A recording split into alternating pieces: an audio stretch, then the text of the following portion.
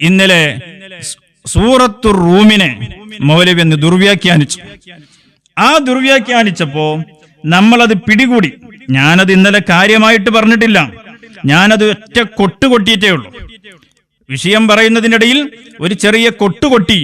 മൗലവി താങ്കൾ അവിടെ ഓതിയ ആയത്തിന് പറഞ്ഞ അർത്ഥം, ആ ആയത്തിൽ പറയുന്ന വിഷയം അത് താങ്കൾക്ക് മനസ്സിലായിട്ടില്ല, അത് തിരുത്തിത്തരാൻ ഒരാള് പോലും അക്കൂട്ടത്തിൽ ഉണ്ടായില്ലല്ലോ എന്നൊക്കെ ഞാൻ ചോദിച്ചു.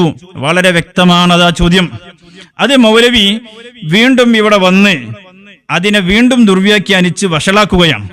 അപ്പൊ നമുക്ക് ഒന്ന് കൃത്യമായിട്ട് നോക്കാം. ഞാൻ ഇന്നലെ ചെറിയ ഒരു കൊട്ടി ഒരു ഓർമ്മപ്പെടുത്തൽ നടത്തിയതാണ്, പക്ഷെ അതും മനസ്സിലാകുന്നില്ലല്ലോ. എന്ത് ചെയ്യാനാണ്? ചെറിയ സൂചന മനസ്സിലാകുന്നത് ബുദ്ധിയുള്ളവർക്കാണല്ലോ, അതില്ലെങ്കിൽ പിന്നെന്ത് ചെയ്യാനാ? അതുമായി ബന്ധപ്പെട്ട് മൗലവി ആദ്യം പറഞ്ഞതൊന്ന് കേൾക്കാം. അലിഫ് ലാം മീം ഒലിബത്തിർ റൂം. അല്ലാഹ് റസൂലിനോട് സംസാരിക്കുക സല്ലല്ലാഹു അലൈഹി വസല്ലം. റോം സാമ്രാജ്യം ഫത്ഹായി, വിജയിച്ചു കഴിഞ്ഞു. അപ്പോഴേക്ക് അബൂജഹലും എല്ലാരും ഇളകി. എന്ത് റോം വിജയിക്കേ? ഏടെ വിജയിക്കണ്? മക്കൻ തന്നെ കിട്ടാത്ത കാലത്താ റോമാ സാമ്രാജ്യത്തിന്റെ വിജയം ഖുർആൻ പറയുന്നത്. വിജയിച്ചു ഉടനെയൊന്നും കൂടിയല്ല, വിജയിച്ചു കഴിഞ്ഞു എന്നാ പറഞ്ഞത്. അല്ല എന്നാ പറഞ്ഞത്, വിജയിച്ചിട്ടില്ല എന്നാണ് അപ്പറഞ്ഞത് മൗലവി. ഒലിബ എന്ന് പറഞ്ഞ എന്താണ് അർത്ഥം? ഒലബ, അതിജയിച്ചു. മീസാന് മുതൽ ഓതിപ്പടിക്കണം, മീസാന് മുതൽ ഓതിപ്പടിക്കണം. മനസ്സിലായോ? ഒലബ ഫീൽ മാദി മഅറൂഫ്.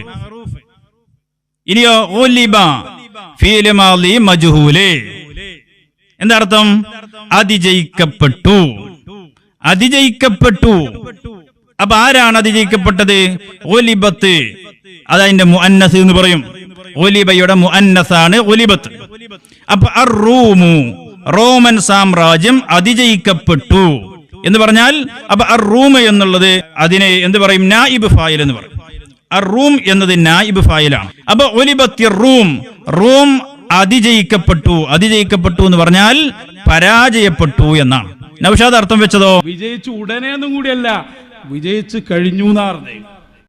റൂം വിജയിച്ചു. അത് തെറ്റാണ് നൗഷാദ്, മനസ്സിലായോ? അത് തെറ്റാണ്. താങ്കൾ പറഞ്ഞത് മഹാവിഡിത്തമാണ്. പക്ഷെ അത് തിരുത്തി തരാൻ അക്കൂട്ടത്തിൽ ഒരാളും ഉണ്ടായില്ലല്ലോ എന്നാണ് ഞാൻ ചോദിച്ചത്. മനസ്സിലായോ? അലൈസ മിൻകും റജുലുൻ റഷീദ്, ഒരാളും ഉണ്ടായില്ലല്ലോ. ഒലിബത്തിർ റൂം എന്ന് പറഞ്ഞാൽ റോം പരാജയപ്പെട്ടു. എന്നിട്ട് പരിശുദ്ധ ഖുർആൻ പറയാണ് ഫീ അദിനൽ അർദ്, ഭൂമിയിലെ ഏറ്റവും താഴ്ന്ന പ്രദേശത്ത് വെച്ച്, സമുദ്രനിരപ്പിൽ നിന്നും ഏറ്റവും താഴ്ന്ന നിരപ്പിൽ വെച്ചാണ് ആ പരാജയം ഉണ്ടായത്. എന്നിട്ട് വിശുദ്ധ ഖുർആൻ വീണ്ടും പറഞ്ഞു വഹും മിൻ ബഅദി ഗലബിഹിം സയഗ്ലിബൂൻ, അവരുടെ ഈ പരാജയത്തിന് ശേഷം അവർ സയഗ്ലിബൂൻ, അവർ പിന്നീട് വിജയിക്കും. ഫീ ബിദ്ഇ സിനീന, 9 വർഷങ്ങൾക്കുള്ളിൽ. കൃത്യമായിട്ട് ആ പ്രവചനം പുലർന്നു. റോമൻ സാമ്രാജ്യം പേർഷ്യൻ സാമ്രാജ്യത്തെ 9ാമത്തെ വർഷം പരാജയപ്പെടുത്തി. അവർ വിജയിച്ചു. പരിശുദ്ധ ഖുർആനിന്റെ പ്രവചനം പുലർന്നു. അത് ഖുർആനിന്റെ ഒരു അമാനുഷികതയാണ്. ഇതാണ് ഞാൻ അവിടെ പറഞ്ഞത്. പക്ഷേ മൗലവി വീണല്ലോ. വീണാൽ പെട്ടെന്ന് എഴുന്നേറ്റാൽ അധികം ചളി പുരളൂല. പക്ഷെ വീണ്ടും വീണ്ടും ഉരുളാൻ ശ്രമിക്കുകയാണ് മൗലവി ചെയ്തത്. മനസ്സിലായല്ലോ? ഞാൻ വീണിട്ടില്ല എന്ന് വരുത്താനുള്ള ഒരു ശ്രമമാണ്. ആ വീണിട്ടില്ല എന്ന് വരുത്താനുള്ള ഒരു ശ്രമം നടത്തിയപ്പോ മൗലവി വീണ്ടും കൂടുതൽ അബദ്ധത്തിലേക്കാണ് പോകുന്നത്. പറയട്ടെ എന്ന് പറഞ്ഞ പോലെ നിങ്ങളൊക്കെ എവിടെ നിന്ന് എഴുന്നേറ്റ് വരിക? ഞങ്ങൾ പരിശുദ്ധ ഖുർആനിനൊരു അർത്ഥം പറഞ്ഞിട്ടുണ്ടെങ്കിൽ അത് തെറ്റാണ് എന്നൊന്നും പറയാൻ ഇന്നൊരാൺകുട്ടിയും ജീവിച്ചിരിക്കുന്നില്ല. തക്ബീറിന്റെ ശക്തി എത്രയാ നോക്കി നിങ്ങള്. തക്ബീറിന്റെ ശക്തി. സ്റ്റേജിലുള്ളവർ ഈ കോലത്തിൽ ജാഹിലീങ്ങളാണെങ്കിൽ സദസ്സിലുള്ളവർ തക്ബീർ ചെല്ലിയില്ലെങ്കിലല്ലേ അത്ഭുതമുള്ളൂ. സ്റ്റേജിലുള്ളവർക്ക് പോലും, ആ തലീകെട്ടൊക്കെ കെട്ടിയിരിക്കുന്ന ഓൽക്ക് പോലും ഈ അബദ്ധം മനസ്സിലാവുന്നില്ലല്ലോ. വീണ്ടും അബദ്ധം ആവർത്തിക്കുമ്പോ അപ്പോഴെങ്കിലും പറയണ്ടേ, എന്റെ നൗഷാദെ കഴിഞ്ഞ തവണ തന്നെ നീ ഞങ്ങളെ കുടുക്കിയിട്ടുണ്ട്, ഇപ്രാവശ്യം കുടുക്കല്ല എന്ന് പറയാൻ അവർക്ക് കഴിയണ്ടേ? കഴിയുന്നില്ല. എന്തുകൊണ്ട്? ഇൽമ് എന്ന് പറയുന്ന ഒരു സംഗതി പഠിച്ചിട്ട് കിട്ടേണ്ടതാണ്. അല്ലാതെ ഏതെങ്കിലും കാട്ടിലൊക്കെ പോയിരുന്നാൽ കിട്ടുന്ന സാധനമല്ലത്. ശരീഅത്ത് കിട്ടുമ്പോ ആ ശരീഅത്ത് അനുസരിച്ച് ജീവിക്കുമ്പോൾ അല്ലാഹു തആല കൊടുക്കുന്നതാണ് ലദുനിയായ ഇൽമ് എന്ന് പറയുന്നത്. ശരീഅത്തൊന്നില്ലാതെ ഏതെങ്കിലും കാട്ടിൽ പോയിരുന്നാൽ കിട്ടും എന്ന് തെറ്റിദ്ധരിച്ചു പോയവരാണവർ. അതുകൊണ്ടാണ് വീണ്ടും അബദ്ധം പറഞ്ഞപ്പോൾ അവർക്ക് കേട്ടിരിക്കേണ്ടി വന്നത്. അപ്പൊ വെറുതെ ആളുകളെ മുമ്പിലിരിക്കുന്ന ജാഹിലിങ്ങളെ കൊണ്ട് തക്ബീർ വിളിപ്പിക്കാം, അതിനാരെ കൊണ്ടും സാധിക്കും. എന്നിട്ട് എന്ത് പറയുന്നു? പഠിച്ചോ, ആ ആയത്തിന് 2 തഫ്സീറുണ്ട്. ഞാനവിടെ ഒലിബത്ത് റൂമിന്റെ തഫ്സീർ വിശദീകരിക്കുന്ന ക്ലാസ് ഒന്നല്ല, അതുകൊണ്ട് അപ്പ മനസ്സിൽ വന്ന് ഒന്ന് പറഞ്ഞു പോയിന്നേ ഉള്ളൂ. എന്താ ഒരു തഫ്സീർ? അതാണ് ഈ പറഞ്ഞത്. റോം പരാജയപ്പെട്ടു, പിന്നെ ആ റോം വിജയം വരിച്ചു പേർഷ്യക്കാർക്കെതിരിൽ. അതതിന്റെ ഒരു തഫ്സീറാ. എന്നാ കേട്ടോ അടുത്ത തഫ്സീർ.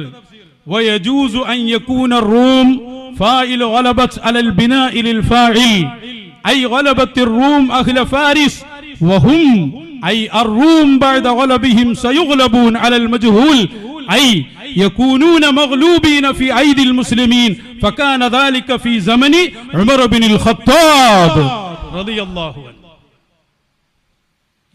ഇവലൊക്കൊരു എന്തൊരു അഹങ്കാരാന്ന. ഏതോ ഒരു തഫ്സീർ. അഹങ്കാരമല്ല മൗലവി, അത് ഞങ്ങളുടെ കോൺഫിഡൻസ് ആണ്. കിതാബോധി പഠിച്ച ഉസ്താദുമാരുടെ പൊരുത്തത്തോടെ നടക്കുന്ന ഞങ്ങളുടെ കോൺഫിഡൻസ് ആണ്. താങ്കളെപ്പോലുള്ള ഏത് പുത്തൻവാദി എന്ത് ആശയവിരുദ്ധമായ കാര്യം പറഞ്ഞാലും നേരിടാൻ കഴിയും എന്ന ഞങ്ങളുടെ കോൺഫിഡൻസ് ആണ്. മനസ്സിലായോ? ഇപ്പൊ എന്താ മൗലവി പറഞ്ഞത്? ഈ ആയത്തിന് 2 തഫ്സീർ ഉണ്ട്. പച്ചക്കളവാണ്. ഒലിബത്തി റൂം എന്നതിന് അങ്ങനെ ഒരു തഫ്സീറില്ല. അങ്ങനെ ഒരു തഫ്സീറില്ല. അത് താങ്കൾക്ക് അറബി അറിയാത്തത് കൊണ്ടാണ്, താങ്കൾ മീസാൻ ഓതി പഠിക്കാത്തത് കൊണ്ടാണ്. എന്താണ് റൂഹുൽ ബയാനിൽ അവിടെ പറഞ്ഞത്? റൂഹുൽ ബയാനില് അവിടെ പറഞ്ഞ വിഷയം എന്താണ്? അതുപോലും ഇയാൾക്ക് തിരിഞ്ഞില്ല. ആരോ കാണിച്ചു കൊടുത്തു ഇങ്ങനെ ഒരു സംഗതി ഉണ്ട്. അപ്പൊ അത് ശരിക്കും മനസ്സിലാക്കാതെ ഓടി വന്നു. ഞങ്ങൾ വീണ്ടും പിടിക്കാണ്, ഞങ്ങൾ വീണ്ടും പിടിക്കാൻ പോണേ. എന്താണ് അവിടെ പറഞ്ഞത്? അവിടെ പറഞ്ഞ ഒലിബത്തി റൂം എന്നതിന് അങ്ങനെ ഒറ്റ അർത്ഥേ ഉള്ളൂ. റോം പരാജയപ്പെട്ടു എന്ന ഒറ്റ അർത്ഥേ അതിനുള്ളൂ. പിന്നെ അവിടെ വേറെ ഖിറാഅത്തുണ്ട്. 2 തഫ്സീർ എന്നാണ് ഈ ജാഹിൽ പറയുന്നത്. ഇയാൾക്ക് ഖിറാഅത്ത് എന്താണെന്നോ തഫ്സീർ എന്താണെന്നോ എന്നൊന്നും ഇയാൾക്ക് തിരിയൂല. അവിടെ വേറെ ഒരു ഖിറാഅത്തുണ്ട്. എന്താണ് ഖിറാഅത്ത്? വലബത്തി റൂം എന്നൊരു ഖിറാഅത്തുണ്ട്. മനസ്സിലായോ? ആ ഖിറാഅത്തിന്റെ അർത്ഥമാണോ താങ്കൾ പറഞ്ഞത്? എങ്കിൽ വലബത്തി റൂം എന്നല്ലേ ഓതേണ്ടത്? മൗലവി എങ്ങനെ ഓതിയത്? അലിഫ് ലാം മീം ഒലിബത്തി റൂം. ഒലിബത്തി റൂം, ഒലിബത്തി റൂം എന്ന് ഓതിയാൽ അത് മജ്ഹൂലാണ്. ഇയാൾക്ക് എല്ലാം ഒന്നേനാണല്ലോ. മീസാന് തിരിയാത്ത ആളോട് പിന്നെ പറഞ്ഞിട്ട് എന്ത് കാര്യ? ഇയാൾക്ക് ഒലിബത്തി റൂം എന്ന് പറഞ്ഞാലും വലബത്തി റൂം എന്ന് പറഞ്ഞാലും ഒന്നാണ് ഇയാൾക്ക്. എന്നാൽ മീസാൻ ഓതുന്ന ചെറിയ മുതഅല്ലിമീങ്ങളുടെ മുമ്പിൽ പോയി അത് പറയാൻ പറ്റൂല. ഒലിബ എന്ന് പറഞ്ഞാൽ ഫീലും മജ്ഹൂലാണ് മൗലവി. ഒലിബത്തി റൂം എന്ന് പറഞ്ഞാൽ റോം പരാജയപ്പെട്ടു എന്നേ അതിനർത്ഥമുള്ളൂ. അതേ സമയത്ത് മഷ്ഹൂറായ മുത്തവാത്തിറായ ഖിറാഅത്താണ് ഒലിബത്തി റൂം എന്നത്. എന്നാൽ മറ്റൊരു ഖിറാഅത്തിന്റെ വലബത്തി റൂം, അവിടെ വലബത്തി റൂം എന്നാണ് ഓതേണ്ടത്. അതിനുശേഷം മിൻ ബഅദി ഗലബിഹിം സയുഗ്ലബൂൻ എന്നുമാണ് അവിടെ ഖിറാഅത്തുള്ളത്. അപ്പൊ മൗലവി വലബത്തി റൂം എന്നാണ് ഓതിയത് ആണോ? അപ്പൊ വീണയെടുത്ത് കിടന്ന് ഉരുളാതെ വേഗം എഴുന്നേറ്റ് പോയാൽ കൂടുതൽ വഷളാകൂല. അപ്പൊ ഞാൻ വീണ്ടും ആവർത്തിക്കാണ്, അക്കൂട്ടത്തിലെ സ്റ്റേജിലിരുന്ന് വീണ്ടും ഈ പൊട്ടത്തരം കേട്ടല്ലോ ആളുകള്. അവിടെ തിരുത്തി കൊടുക്കാൻ പറ്റിയോ? അവിടെ അങ്ങനെ അർത്ഥം വെക്കാൻ പറ്റൂല നൗഷാദെ എന്ന് പറയാൻ പറ്റിയോ? വലബത്തി റൂം എന്ന ഖിറാഅത്ത് അനുസരിച്ച് റോം വിജയിച്ചു. അവിടെ വലബത്തി റൂം എന്നാണ് ഓതേണ്ടത്. എന്നാൽ നൗഷാദ് ഓതിയത് ഒലിബത്തി റൂം എന്ന് ഓതിയിട്ട് റോം വിജയിച്ചു. അത് മഹാബദ്ധമാണ്. താങ്കൾക്ക് അവിടുത്തെ ഖിറാഅത്ത് എന്താണെന്ന് മനസ്സിലായിട്ടില്ല, അവിടുത്തെ മാന എന്താണ് എന്നും മനസ്സിലായിട്ടില്ല.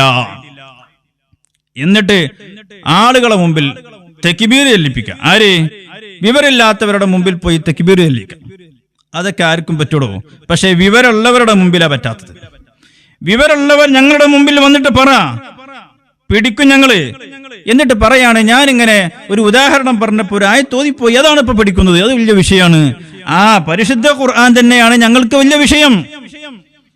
താങ്കൾക്ക് വലിയ വിഷയം ഇപ്പൊ എന്താണ്? ഖുർആനും ഹദീസൊന്നുമല്ല, ആദർശമല്ല, കിതാബുകളല്ല, പ്രമാണമല്ല.